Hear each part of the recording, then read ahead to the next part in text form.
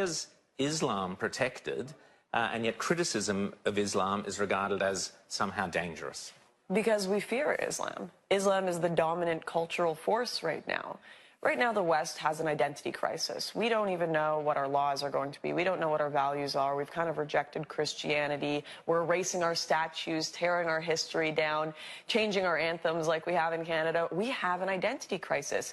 Islam knows who they are. They know what they want. They want a global caliphate.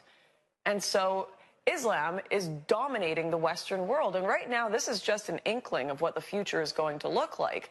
They're still a minority in Western countries. And while all these people will tout open borders, multiculturalism, as soon as Islamists become over 50% of your population, you will see your country looking exactly like any Islamic nation in the world. And suddenly the LGBT activists won't be as happy about this open borders situation. Suddenly the liberal women that are being stoned for the crime of rape will start to realize what they've gotten themselves into. And I fear that it may have to get to these horrific points before people wake up and open their eyes. But Lauren, let me ask you, I mean, we've seen, for example, in Sweden, that the native-born white Swedes will be a minority, I think by 2040 is what they're saying, but in part, not just because of migration, but because of the fertility of the immigrant population.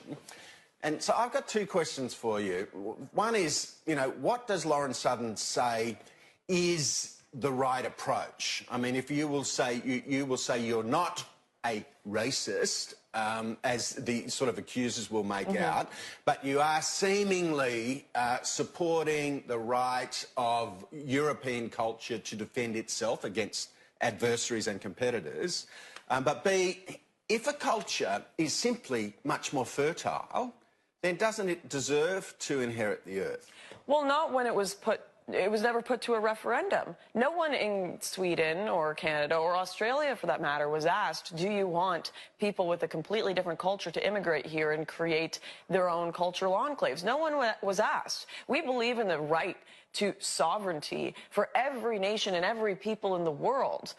And we respect that. No one is ever telling the Japanese, destroy your culture. You must bring in tons of Koreans. You must bring in tons of Africans. Or, right, well, people have to understand where these religions came. If someone said it was a highly Christian area, I wouldn't be concerned, because Christianity is actually what formed much of the West and most of our freedoms. And the reason for that is Christianity is based on choice.